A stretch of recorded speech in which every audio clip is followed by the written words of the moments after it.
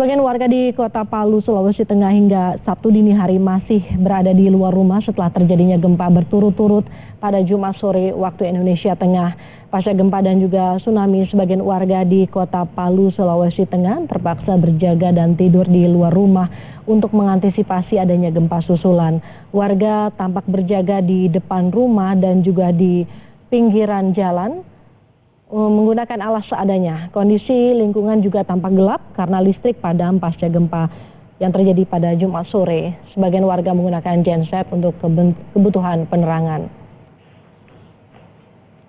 Saudara, kita akan bergabung dengan ahli gempa Universitas Hasanuddin, Bapak Ardi Arsyad, untuk mengetahui apa yang menjadi penyebab dari gempa ini. Selamat pagi, Pak Ardi. Pak Ardi, gempa 7,4 magnitudo ini kemudian sempat terdeteksi tsunami begitu di 3 titik, Mamuju, Palu dan juga Donggala. Anda mencermatinya, apa yang menjadi penyebab gempa ini, Pak Ardi? Jadi gempa yang terjadi di Donggala ini sangat bisa saja terjadi memiliki kaitan secara tidak langsung dengan gempa Lombok. Itu bisa saja karena pola daripada pergerakan lempeng Indo-Australia yang bergerak ke utara itu mempengaruhi patahan Palu Koro, ya. Jadi kalau kita lihat ada beberapa struktur geologi yang terjadi, misalnya pelebaran Selat Makassar, kemudian Teluk Bone, kemudian ada subduksi di Sulawesi Utara. Nah, itu yang menyebabkan patahan Palu Koro ini sangat ditentukan oleh dua lempeng Filipina dan juga lempeng Indo-Australia. Jadi bisa saja ada kaitan, tetapi saya tidak mengatakan itu secara langsung. Jadi perlu ada penelitian tentang itu. Jadi patahan Palu Koro ini sangat aktif. Kira-kira dia bergeser 20 mm sampai 40 mm per tahun. Nah, uniknya daripada patahan Palu Koro ini adalah dia banyak menyebabkan gempa-gempa dangkal. Ya. Gempa-gempa dangkal, jadi secara seismik itu kurang, boleh dikatakan tidak terlalu banyak gempa, tetapi begitu terjadi gempa, itu terjadi gempa-gempa dangkal dan magnitudenya, ya, pada kemarin itu ya sempat mencapai 7,7. Jadi secara histori gempa Donggala ini sebenarnya sudah pernah terjadi, ya. Kalau kita lihat tahun 1927, kemudian 1968, kemudian tahun 1996. Jadi ada semacam siklus kira-kira 30-40 tahun. Nah, seperti itu. Jadi secara histori gempa itulah memang bukan hal yang mengejutkan jika terjadi gempa di Donggala, bukan hal mengejutkan, ya. Ya. Pak Ardi, artinya kalau Anda bilang ini ada kemungkinan untuk terjadi lagi karena sebelumnya sudah pernah terjadi, sebetulnya sudah bisa diprediksikah apa yang akan terjadi geseran ini sendiri, atau sama sekali memang tidak bisa diprediksi gitu oleh terutama pihak BMKG? Secara teknis agak sulit karena studi mengenai patahan di sekitar Palu Koro itu masih relatif sedikit, apalagi kalau kita lihat secara struktur geologi, banyak sekali patahan-patahan minor. Jadi yang sementara di studi ini kan cuma patahan besarnya Palu Koro, sementara patahan-patahan minor ini belum banyak di studi. Jadi kalau kita lihat patahan Palu Koro itu kan ada 4 segmen. Jadi yang bergerak kemarin itu adalah mungkin saja di sekitar segmen Selat Makassar, di utara Kota Palu. Ya. Kemudian kalau itu yang bergerak, maka mungkin dia akan bergerak ke bawah. Ada segmen Lindu, ada segmen Moa, ada segmen Salukoi, kemudian ke tenggara, dia menuju ke sekitar Kayulangi, kemudian Suruako, Matano, ya mungkin saja itu bisa terjadi. Jadi secara teori ketika gempa terjadi pelepasan energi, kemudian ada displacement, ada pergerakan, kemudian dia akan bergerak merayap begitu di sepanjang sistemnya. Ya. Jadi secara teknis mungkin saja ada, tapi untuk memprediksi ini perlu data, perlu ada pengukuran, perlu ada pengukuran geodetik untuk mengetahui kumpulan-kumpulan tegangan-regangan, kemudian pergerakan sesar atau patahan yang terjadi. Perlu ada data. Cuma sayangnya kita untuk Indonesia Timur itu masih sangat kurang, sangat kurang. Jadi kalau ditanyakan bisakah kita memprediksi, agak sulit sebenarnya. Ya, Pak Ardi, apakah Anda bisa menjelaskan terkait dengan karakteristik dari patahan Palu Koro ini? Apakah juga memiliki kemiripan dengan sesar Flores yang terjadi di Lombok? Karakteristik dari patahan ini sendiri, Pak? Agak berbeda dengan apa yang terjadi di Lombok. Jadi kalau di Palu Koro ini kan dia strike slip sinistral. Jadi dia itu patahannya bukan normal, bukan sesar normal, tapi dia bergesek, saling bergesek, di mana bagian di sebelah barat patahan Palu Koro itu bergerak ke selatan, sementara bagian sebelah timurnya bergerak ke utara. Jadi yang di utara itu yang bergerak ke utara itu lebih cepat. Jadi dia itu kayak bergesek gitu di sepanjang patahan itu, jadi agak berbeda. Nah, yang menarik sebenarnya adalah mengapa tsunami itu bisa terjadi padahal patahannya adalah strike slip. Jadi ya mungkin saja di dasar laut itu terjadi longsoran atau terjadi ada segmen yang mungkin juga sesar normal misalnya, itu mungkin saja terjadi. Jadi seperti itu. Ya. Jadi berbeda secara sistem, secara tektonik berbeda. Ya. Pak Ardi, tadi juga Bapak sempat mengatakan sempat terjadi gempa sebelumnya ya di Palu dan juga Donggala. Ini termasuk kategori gempa tektonik dangkal begitu. Apakah durasi terjadinya ini juga sama sekali tidak bisa diprediksi? Sama halnya seperti ada potensi-potensi gempa susulan lainnya?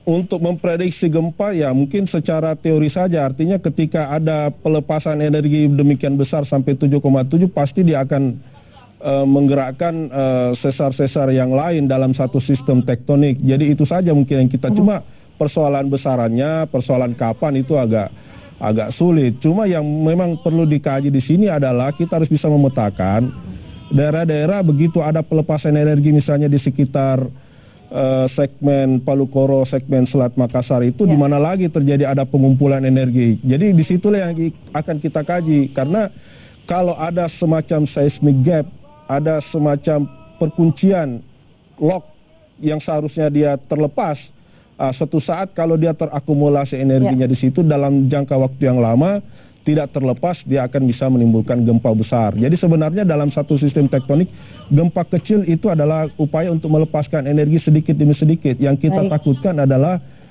seismic gap itu. Jadi dia tidak terlepas dalam satu periode panjang, akhirnya terlepas besar sampai 7,7. Baik, itu tapi artinya bisa dikatakan dari rangkaian gempa yang sempat terjadi termasuk Lombok juga, gempa magnitudo 7,4 ini sudah terhitung gempa utama, begitu Pak Ardi? Ya, saya rasa demikian. Karena kalau kita lihat kemarin itu dari jam 3 sore sebenarnya kan sudah terjadi gempa-gempa skala 5, jam 3 sore pada hari yang sama. Dengan lokasi yang hampir berdekatan. Begitu jam 6 sore ya itu sudah mulai skala 7,7 kemudian turun lagi. Jadi kalau kita lihat sifat dari patahan strike slip itu ya mungkin seperti itu. Jadi ya mudah-mudahan tidak lagi ada gempa-gempa utama. Jadi kelihatannya energinya sudah mulai menurun gitu. Kalau melihat dari geografisnya Sulawesi, ada patahan Palu Koro ini, apa yang harus diantisipasi, Pak Ardi? Ya tentunya Sulawesi secara tektonik itu sangat-sangat unik karena proses evolusinya juga sangat unik. Kemudian dia banyak memiliki patahan-patahan dangkal. Jadi yang perlu kita persiapkan adalah mikrosonasi gempa. Jadi kami dari pusat mitigasi geodisaster di sipil, teknik sipil UNAS itu sudah bekerja sama dengan teman-teman di HATI, kemudian dari Pusgen, Pusat Studi Gempa Nasional itu mencoba menyadarkan terutama pemerintah di daerah upaya untuk mitigasi bencana kebumian, khususnya mikrosonasi. Jadi kita harus bisa memetakan daerah-daerah mana yang bahaya gempanya itu besar, terutama di kota-kota di Indonesia Timur seperti Palu, Gorontalo, Manado, Kendari, Nah, itu kemudian di Ambon misalnya dan seterusnya di Papua itu harus kita buatkan mikrosonasi. Kemudian tingkat resikonya. Nah, itu kemudian kedua adalah membuat semacam tanggap darurat itu jangan dari top down gitu. Kita upayakan ada semacam peningkatan kapasitas masyarakat untuk bisa mengetahui misalnya. Jadi seperti misalnya tsunami. Jadi kalau di daerah-daerah Palu itu kan histori tsunami-nya sudah ada. Jadi begitu ada gempa itu dengan skala 7 ya jadi kelihatan kalau skala 7 itu kan orang sudah tidak bisa lagi berdiri kemudian berjalan dengan normal. Jadi kalau terjadi demikian itu kita ya masyarakat sudah harus tahu bahwa dia itu harus mencari tempat di ketinggian, tidak perlu menunggu informasi dari BMG. Secara harusnya seperti itu. Baik. Jadi mereka sudah harus mencari tempat ketinggian. Ya. Tadi Bapak sempat mengatakan soal pemetaan daerah rawan. Apakah kemudian Donggala ini masuk dalam zona merah, Pak? Oh iya, betul. Zona merah. Jadi kalau kita lihat dari peta gempa yang terbaru 2017 itu kelihatan gitu. Jadi ada daerah di sekitar patahan Palu Koro itu warnanya paling tinggi gitu. Jadi kalau kita lihat ya dari PSH atau dari DSH untuk pemetaan bahaya gempa memang kelihatan lebih sangat tinggi dibanding daerah lainnya. Jadi itu berimplikasi kepada perencanaan tata ruang, perencanaan struktur. Gitu harusnya sudah merujuk ke peta gempa yang terbaru tahun 2017. Jadi zonanya memang merah, Donggala, Palu Koro dan seterusnya. Anda melihat ini masih ada di dalam zona merah. Lalu apakah kemudian juga sudah antisipasi dilakukan untuk edukasi kepada warga? Tadi Anda ada sempat mensonding harusnya ada artinya ini saat ini belum dilihat belum begitu besar ya Pak antisipasi yang dilakukan oleh pemerintah daerah.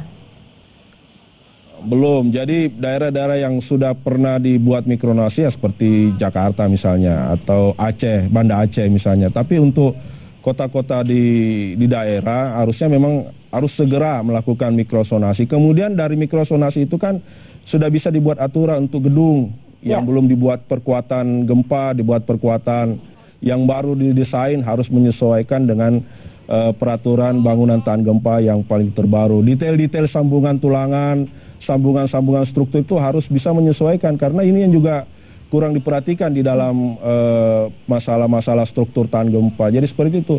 Nah implikasinya memang banyak gitu. Jadi ya harus dimulai dari sekarang karena kalau kita menunggu kejadian ini terulang ya tentu tidak perlu kita harus mengantisipasi. Gitu Mbak War. Baik, Pak Ardi, sampai saat ini kami belum bisa mendapatkan informasi terkini berapa jumlah kerusakan dan juga korban jiwa. Kalau dari analisa Anda dengan 7,4 magnitudo ini seperti apa dampak yang dirasakan oleh warga di Palu dan juga di Donggala dengan kondisi geografis Sulawesi juga Pak? Tentunya ini termasuk gempa besar. Jadi kalau dia menyentuh angka 7, magnitudo 7 dengan kedalaman yang dangkal 10 km, ya sudah bisa dipastikan. Jadi memang kita tentu harus turut berduka, turut bersimpati yang dalam terhadap para korban, para warga Palu, Donggala, dan Sulawesi Tengah yang terkena dampak gempa. Ini memang agak besar. Jadi magnitudenya besar dan dangkal. Ya sudah memang itu dampaknya cukup besar. Pasti ya kita berharap saja mudah-mudahan ya ada tidak sebesar itulah. Baik, Pak, satu pertanyaan terakhir. Ada yang menyatakan alam ini melakukan deformasi gini. Benarkah ini terjadi seperti itu? Maaf Mbak Aura. Terjadi deformasi Pak. Jadi yang awalnya bersatu kemudian terpisah kembali. Oh ya. Ya jadi pergerakan tektonik atau lempeng bumi ini sebenarnya proses dari bumi itu sendiri. Artinya dulunya kan satu benua besar ya. Dalam proses perjalanannya dia terpisah-pisah dan kemudian dia akan menyatu kembali. Ini memang adalah sebuah siklus, itu betul itu. Baik, terima kasih Pak Ardi Arsyad, ahli gempa dari Universitas Hasanuddin Makassar, Sulawesi Selatan sudah bergabung dengan Breaking News Kompas Pagi. Dan saudara, kami harus jeda sejenak. Breaking News Kompas Pagi masih akan kembali usai jeda.